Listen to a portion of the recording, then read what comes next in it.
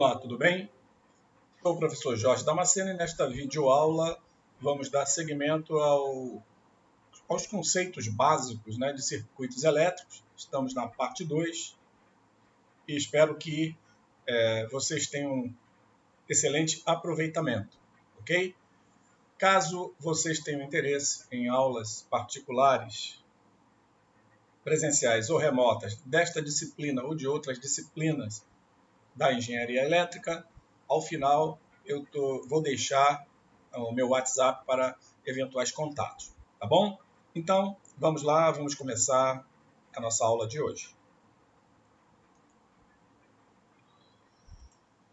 Então, conceitos básicos, lembrando que na primeira aula a gente tratou, dentre outros temas, sobre cargas e corrente, tá? Assunto de fundamental importância.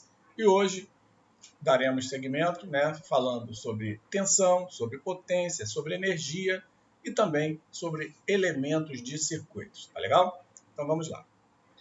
Primeiramente, vamos falar um pouquinho sobre tensão, tá? Como vimos na última aula, para mover um elétron ou em uma direção específica, ou seja, um elétron é uma carga, Carga do elétron que a gente definiu na aula passada. Para mover essa carga, este elétron, em uma direção específica, existe algum trabalho. E trabalho é energia, ou transferência de energia, ok? E esse trabalho é realizado por quem? Por uma força eletromotriz, ou FEM, externa, tipicamente representada por uma bateria, que já tratamos também, já apresentamos o que seja uma bateria, um conceito bem rápido na última aula, tá?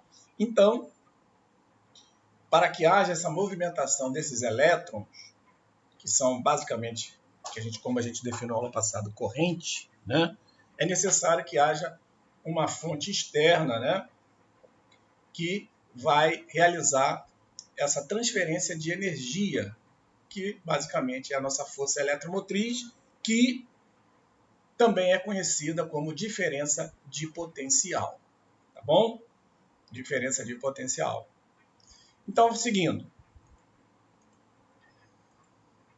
A tensão VAB, ou seja, a tensão entre dois pontos A e B, de um determinado circuito, é a energia ou trabalho, W, que nós chamamos de trabalho, necessária para mover uma carga Q do ponto A ao ponto B, dividida pela essa própria carga.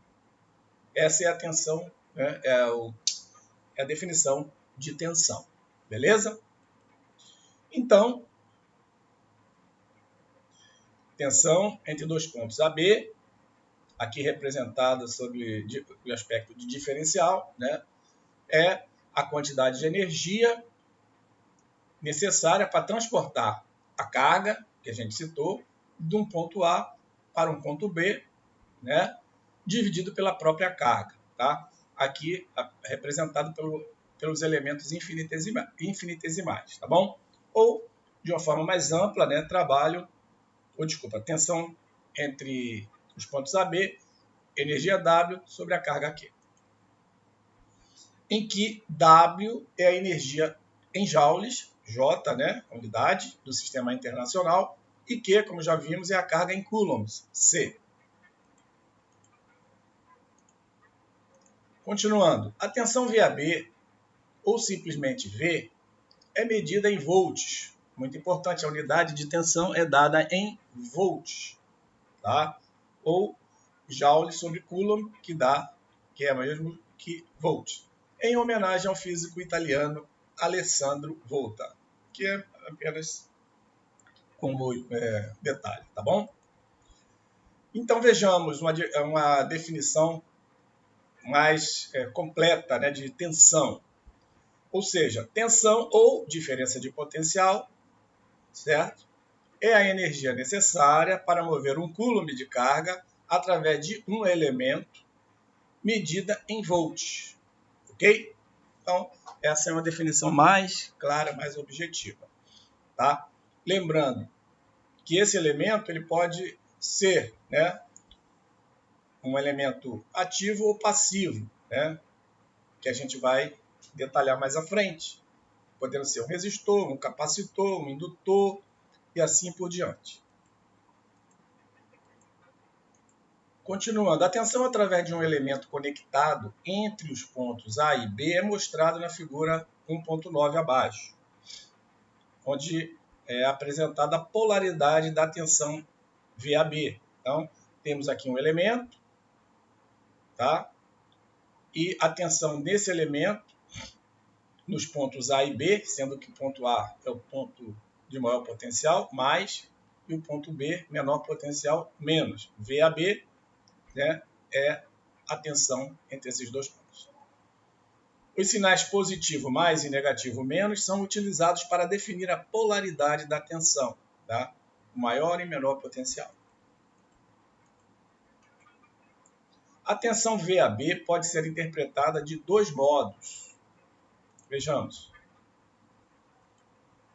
O ponto A está em um potencial de VAB maior que o do ponto B, como a gente está mostrando aqui, né? O potencial de A maior que B. Ou o potencial do ponto A em relação ao ponto B é VAB. Ok?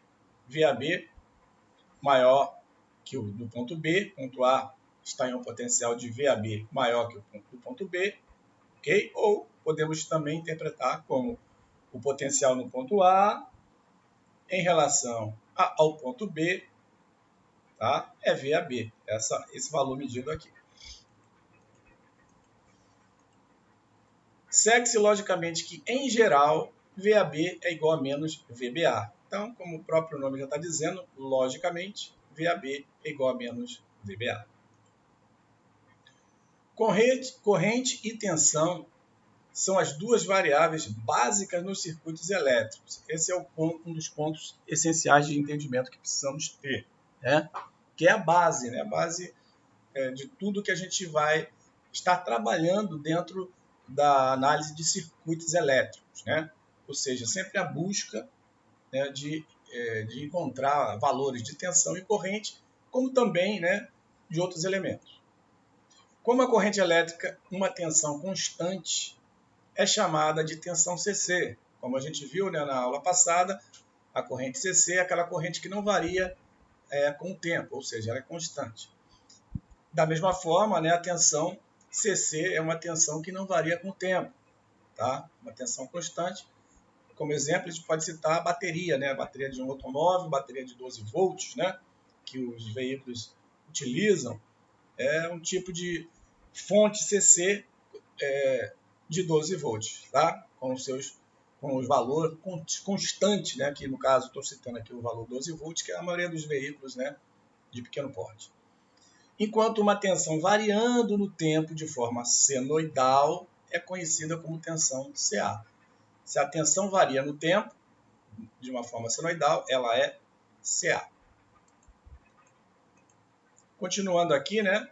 Uma tensão CC é comumente produzida por uma bateria, como eu acabei de falar, enquanto que uma tensão CA é produzida por um gerador elétrico. Lembrando que a energia consumida em nossos lares, né, é uma tensão, a tensão CA, que ela é produzida pelas concessionárias, que pode ser proveniente, dentre outros pontos, né, de uma hidrelétrica, do gerador de uma hidrelétrica, tá bom? 2. Potência e energia. Embora a corrente e a tensão sejam duas variáveis básicas, como citamos, né, em um circuito elétrico, a entrada e a saída do circuito podem ser expressas em termos de potência e energia, que também são elementos importantíssimos, né, para os circuitos elétricos. Para fins práticos, precisamos saber qual a potência que um dispositivo elétrico pode lidar, né, ele pode trabalhar, né?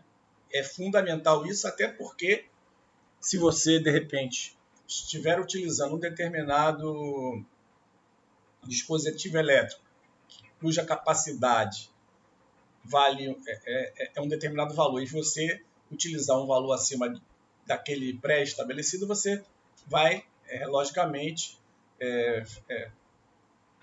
vai queimar, né? Vai estragar esse dispositivo elétrico. Então é importante sabermos, né, os elementos, né, a televisão, uma geladeira, um ar-condicionado, qualquer dispositivo, né, elétrico, saber qual é a sua capacidade máxima para você não trabalhar, não expor esses dispositivos a um valor acima do que lhe é permitido, tá bom?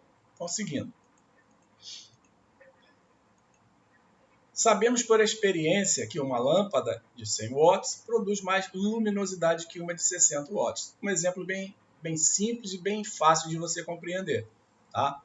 Você, na sua casa, se você colocar uma lâmpada de 100 watts e depois trocar por uma de 60 watts, você vai perceber que a luminosidade irá diminuir, porque uma lâmpada de 100 watts ela é mais potente, ela produz mais, né, digamos assim, energia do que uma lâmpada de 60 watts. Quando pagamos a conta de energia para a concessionária, estamos pagando pela energia consumida durante certo período de tempo. Tá? Então, é outra forma de você verificar que é bem fácil também. Tá? As concessionárias cobram a energia pelo tempo de uso, né, que você faz. Tá? Um exemplo claro, se você utiliza o seu aparelho de ar-condicionado normalmente por, digamos, 3 horas por dia e passa a utilizá-lo durante 5 horas por dia, você vai ter um aumento, um acréscimo de 2 horas, né, dentro do consumo. E isso, logicamente, vai refletir no preço maior da conta de energia elétrica que você irá receber. Então, assim, potência e energia são conceitos importantes na análise de circuito, como já citamos. Para relacionar potência e energia à tensão e corrente, vejamos. Potência é a taxa de consumo ou a produção de energia medida em watts. Uma definição bem objetiva de potência. Ou seja, trazendo aqui através da fórmula matemática, né? Ou seja, matematicamente falando, potência, taxa de energia por unidade de tempo. Tá? Aqui apresentada pelo aspecto diferencial. Em que P é a potência em watts, W. O W menor, né, logicamente, aqui é a nossa energia, que é, como já falamos, em joules, né? E o T é o tempo em segundos. Todas essas unidades de acordo com o sistema internacional. Dessa expressão P igual a dW dt, a gente pode fazer, né, expandir, né, pelo acréscimo do numerador multiplicando por dq e no denominador também por esse dq, que a gente não vai alterar o resultado, lógico. Né? E colocando dessa forma dw sobre dq vezes dq sobre dt, a gente pode observar que dw dq é a nossa definição de tensão, como já explicado aqui nessa aula, nos slides iniciais. E dq dt, como vimos na aula passada, corresponde, né, vamos dizer assim, à nossa corrente I. Portanto, a potência também pode ser representada como o produto entre a tensão V e a corrente I. Desse modo, a potência absorvida ou fornecida por um elemento é o produto da tensão sobre esse elemento pela corrente que o percorre. Então, se eu tenho um determinado elemento percorrido por uma corrente e sobre ele, né, temos uma tensão, basta a gente fazer o produto dessa tensão pela essa corrente para a gente ter ou a potência absorvida ou a fornecida, dependendo, logicamente, do contexto. Se a potência tem um sinal positivo, ela está sendo fornecida ao elemento ou sendo consumida pelo elemento, por esse elemento. Se, por outro lado, a potência tem sinal negativa, menos, a potência está sendo fornecida pelo elemento, ou seja, ela não está sendo consumida por aquele elemento e sim sendo fornecida por ele. Como a gente vai saber isso? Em seguida a gente vai estar mostrando com detalhe, e essa é bem simples, tá bom? Então vejamos, mas como saberemos se a potência tem sinal positivo ou negativo? É o questionamento que eu fiz. A direção da corrente e a polaridade da tensão têm um papel importante na determinação do sinal da potência. Então aqui já matou completamente qualquer tipo de dúvida, que a gente vai visualizar isso na imagem, né, que vai ficar muito mais tranquilo. Uma carga ou um elemento pode estar absorvendo ou fornecendo potência, ok? Já como falamos. Conforme mostrado na figura 1.13a, a seguir, quando a corrente entra no elemento pelo ponto de maior potencial, mais o elemento está absorvendo potência, ok? Vamos ver isso aí. Por outro lado, se a corrente sai do ponto de maior potencial, o elemento está fornecendo potência. Então, aqui, nessa figura 1.13, é esclarecedora. Na imagem A, elemento absorvendo potência, porque a corrente está, né? A corrente, ela está entrando no potencial, no elemento com potencial de máximo, de positivo, aqui, ó. Aqui é mais, aqui em cima é mais, embaixo menos, ó, mais, menos.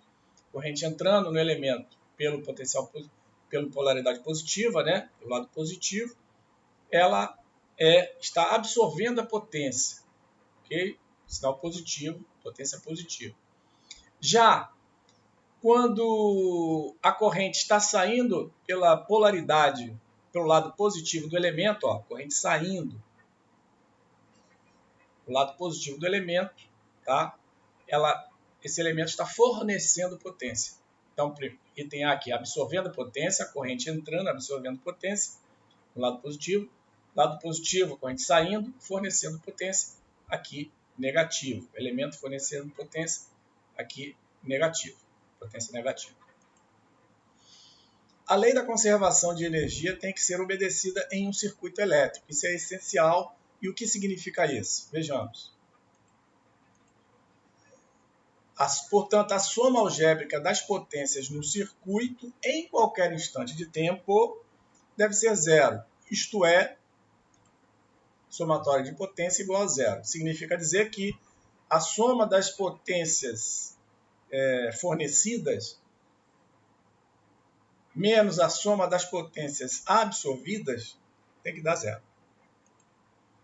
A potência total fornecida ao circuito deve ser igual à potência total absorvida. Em resumo, é isso aqui. A energia absorvida ou fornecida por um elemento do instante t0 ao instante t é dado pela integral. W é essa energia que pode ser absorvida ou fornecida, é dado pela integral do instante t0 ao instante t de P dt. Ou ainda, né, como P igual a VI, tensão vezes corrente, pode ser a integral do instante t0 ao instante t de VI dt.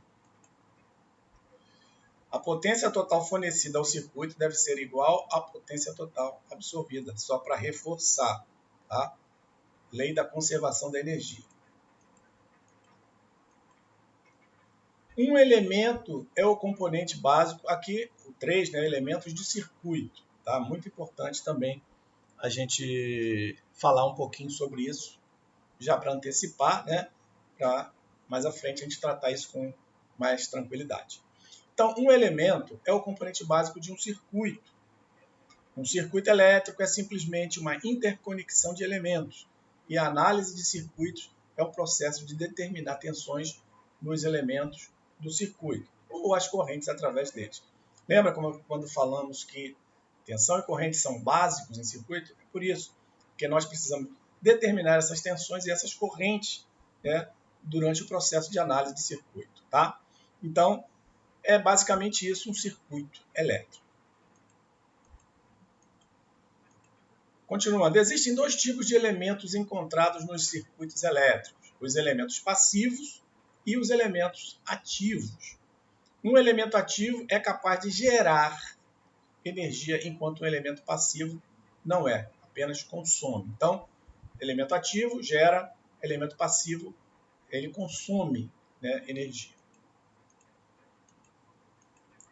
Continuando, exemplos de elementos passivos são resistores, capacitores e indutores, tá? São os principais elementos passivos que aparecem frequentemente em vários tipos de circuitos elétricos. Já os elementos ativos típicos são geradores, baterias e amplificadores operacionais, tá? Ok? Geram energia, resumindo, tá?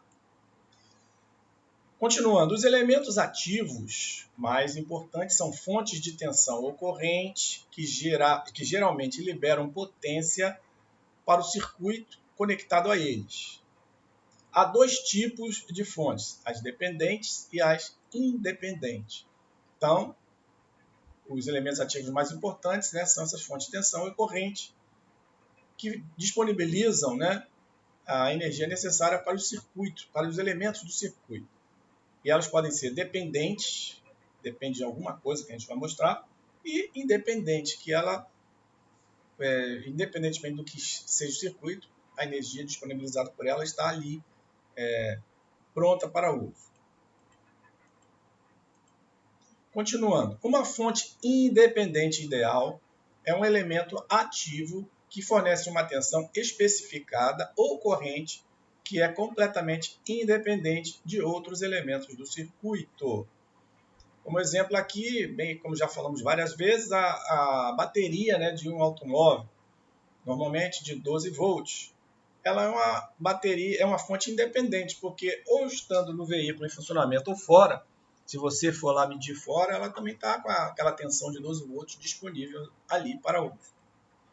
Uma fonte de tensão independente ideal libera para o circuito a corrente que for necessária para manter a tensão em seus terminais. Logicamente que isso, cada fonte de tensão, ela tem que ser usada, né, de acordo com o projeto que você está implementando, né? Basicamente é isso que ele quer dizer. Fontes físicas como baterias e geradores podem ser considerados como aproximações para a fonte de tensão ideal. Então, aproximações por quê? Né? Porque realmente na prática, como existem perdas, né? Então, de alguma forma, essas fontes na prática não são 100% ideal. E é importante notar que aqui, né, no nosso estudo, a gente vai partir da premissa, né, como estamos trabalhando em modelos matemáticos, né, didática, vamos considerar como ideal todas essas nossas fontes, tá bom? A figura 1.11 mostra os símbolos para fontes de tensão independente. Então vejamos. Temos aqui, nas figuras A e B, fontes independentes, que não dependem, né, de qualquer outro elemento do circuito. Para o item A, esse símbolo aqui, que é o V com um círculo mais e menos, aqui serve tanto para tensão CA como CC, ok? Já nessa apresentação da B, onde eu tenho mais, menos, V maiúsculo, né? E um traço maior e um menor, aqui é o símbolo de uma tensão, fonte de tensão CC, constante. Então aqui pode ser CC e CA, e no lado direito somente CC. Então, figura 1.11, símbolos para fontes de tensão independente. Letra A, usada para tensão constante ou variável com o tempo, ou seja, CC ou CA.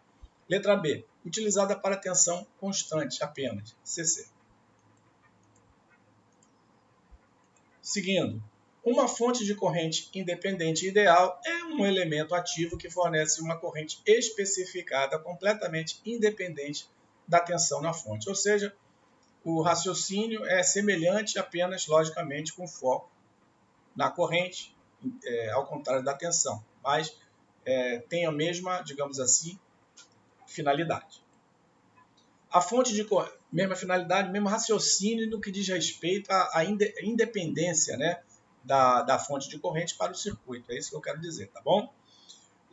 continuando, a fonte de corrente libera para o circuito a tensão que for necessária para manter a corrente designada, tá? Então é isso aí que ele quis dizer aqui em cima. Então, o símbolo para uma fonte de corrente independente é mostrado na figura 1.12, na qual a seta indica o sentido da corrente I. Então, como vimos, né, o símbolo de uma fonte de corrente também é um círculo e dentro eu tenho, ao invés de mais ou menos, eu tenho uma seta que mostra, né, o sentido, a direção dessa corrente I, tá bom? Símbolo para fonte de corrente independente.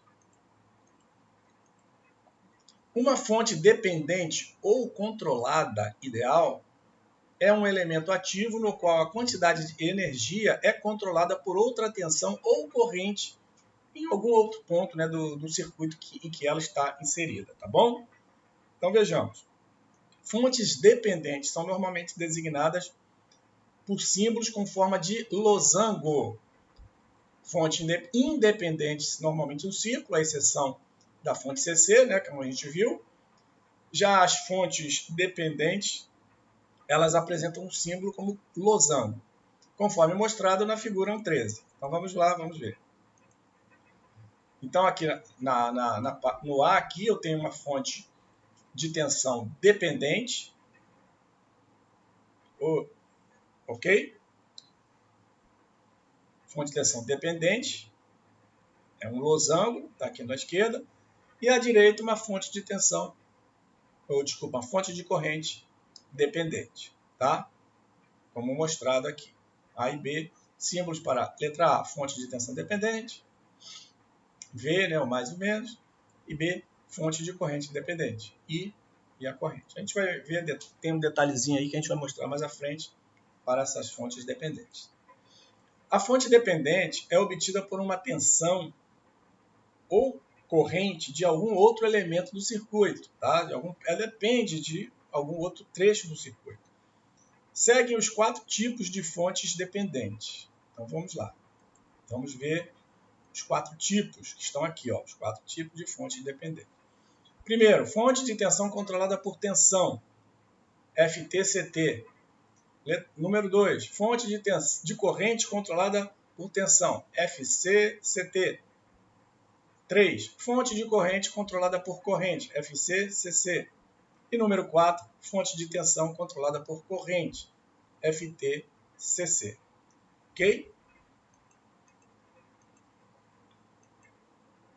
Um exemplo de fonte de tensão controlada por corrente é mostrado no lado direito da figura 1.14, em que a tensão 10I da fonte de tensão depende da corrente I através do elemento C. Então vamos lá, vamos ver. Então temos aqui um circuito, onde eu tenho aqui uma fonte de tensão, né?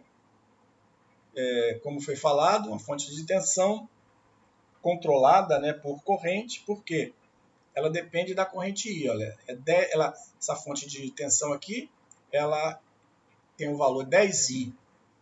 Mas quem é I? I é a corrente, essa corrente aqui, ó, que passa para esse elemento C. Então essa fonte de tensão depende dessa corrente I, né, pela multiplicação por 10, como está indicado aqui. Ou seja, a fonte do lado direito é uma fonte de tensão controlada por corrente. Ok? Com isso, a gente conclui este vídeo. Espero que tenha sido útil para você. Antes de encerrarmos, como falamos no início, caso você tenha intenção de fazer contratação de aulas particulares, presenciais ou remotas, para esta disciplina ou outras disciplinas de engenharia elétrica, eu disponibilizo aqui embaixo, né, o meu WhatsApp, tá bom? Terei um imenso prazer de te atender e mostrar, né, para você e tentar esclarecer eventuais dúvidas que você, porventura, venha a ter. Te desejo bons estudos e te espero no próximo vídeo.